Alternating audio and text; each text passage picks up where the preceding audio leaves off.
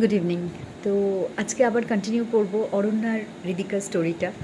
আগের দিন অবধি যেটা দেখেছিলাম যে রিবাউন্ড রিলেশনশিপে হৃদিকা কেন গেছে, সেই কিছু রিজন।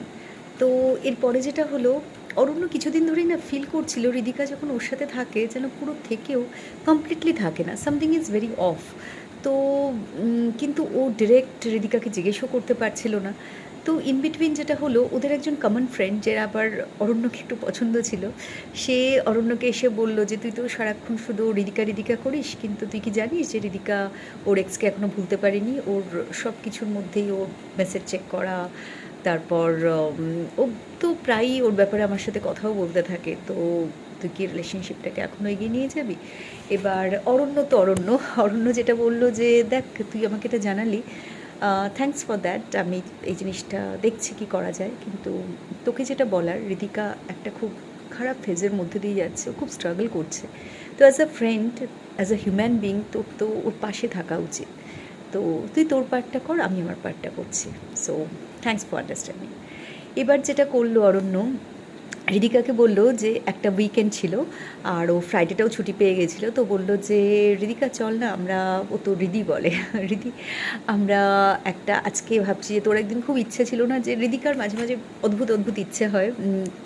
একদিন মনে হয়েছিল ওর কলকাতার যে বিভিন্ন ঘাটগুলো আছে না, একদিন ওরা করেছিল কলকাতার সব পুরনো বাড়ি, পুরনো এলাকা, সেইগুলোকে এক্সপ্লোর করা। তো আজকে অরণ্য বলল যে হাউ অ্যাবাউট আমরা কলকাতার যে ঘাটগুলো আছে সেটা দিয়ে স্টার্ট করি, করে চল না, যেখানে যদি তুই বলিস তুই তো বাইক রাইড করতে খুব ভালোবাসিস, তো আমরা বাইকে করে, মানে কোনো ঠিক ফিক্স কিছু না রেখে যেদিকে যা মন চলে যায় সেভাবে বেরিয়ে পড়ি। তো দেখ কী করবি। তো হৃদিকার সঙ্গে সঙ্গে রাজি যে হ্যাঁ ঠিক আছে চল। এবার ওরা একটা জায়গায় গিয়ে যেতে যেতে প্রথমে প্রিন্সেপ ঘাট দিয়ে ওরা শুরু করলো, তারপরে ওরা চলে আসলো রায়চকে, এসে ফাইনালি ওরা সেটেল করলো। এবার রায়চকের গঙ্গাটা কি ভালো না, আমার তো ভীষণ পছন্দ। তো ওখানে এসে এবার অরণ্য হৃদিকার পছন্দের ফ্লেভারের বেশ কয়েকটা আইসক্রিম নিয়ে টিয়ে বসে এটা ওটা গল্প হচ্ছে। তো করতে করতে অরণ্য যেটা বলল যে জানিস হৃদিকা, আমার অফিসে একটা ব্যাপার হয়েছে। তুই তো অফিসের, আমার একজন কলিগ আছে নীরাত, ওকে তো চিনিসই, আমার আগের প্রজেক্টটাতেও ছিল। তো এখন অফিসে এই গত 5-6 মাস হলো একটা নতুন ছেলে জয়েন করেছে, মেঘান। তো ওর সাথে নীরার একটা একটা রিলেশনশিপ হয়েছে। আর নীরার কিছুদিন আগেই না, মানে কিছুদিন মানে ধর এই মাস দেড় দুই একটা ব্রেকআপ হয়েছে। এবার নীরা আমার সাথে বরাবরই অনেক কিছু শেয়ার করে। তো সেদিনকে আমি দেখছি যে আমরা সব ক্যাফেটেরিয়াতে বসে আছি, ও বারবার করে ওর ফোন চেক করছে, মানে বিভিন্ন রকম ওর এক্সপ্রেশন চেঞ্জ হচ্ছে। এবার আমাকে জিজ্ঞেস করিস না, আমি কেন নীরার ব্যাপারে অত ইন্টারেস্টেড, এগুলো ভীষণ ভিজিবল ছিল সামনে, মানে সবারই চোখে পড়বে। এবার নীরাকে আমি জাস্ট এটা জিজ্ঞেস করলাম কি রে, সব ঠিক আছে তো? তো ও আমাকে যেটা বললো যে না রে, সব কিছু না ঠিক নেই, মানে তুই তো জানিস যে আমার একটা ব্রেকআপ হয়েছে, বাট আমি জানি যে ছেলেটা আমার যোগ্যও না, অনেক কিছু আমার সাথে করেছে, হি চিটেড অন মি। আর সেখানে মেঘান তো আমার এত খেয়াল রাখে, এত ভালো একটা ছেলে, ওর মানে বাবা মার সাথে আমার আলাপ করিয়ে দিয়েছে, and they are very loving people. তো আমার খুব ওর সাথে ভীষণ কমপ্লিট ফিল হয়। বাট কী জানিস তো, আমি জানি না কেন, ইচ্ছে করে তো করছি না, কিন্তু বারবার ফোনের আমার এক্সের মেসেজ চেক করা, তারপর ওর সোশ্যাল মিডিয়ায় ওর স্ট্যাটাস চেক করা, হোয়াটসঅ্যাপ স্ট্যাটাস, এগুলো আমি বারবার করে যাচ্ছি, জানি না কেন করে যাচ্ছি। ইভেন আমি ধর এই যে তোর সাথে বসে আছি বা সবার সাথে আছি, আমি এই গ্রুপ ফটো থেকে ফটোটাকে একটুখানি ক্রপ করে নিয়ে একটা কোনো ছেলের সাথেই আছি সেই রকমভাবে ফটো তুলে, মানে ফটোটাকে নিয়ে আমার সোশ্যাল মিডিয়ায় পোস্ট করা, যে ও যাতে দেখে, ওর যাতে জেলাস ফিল হয়, এগুলো মানে আমি জানি না কেন করে যাচ্ছি।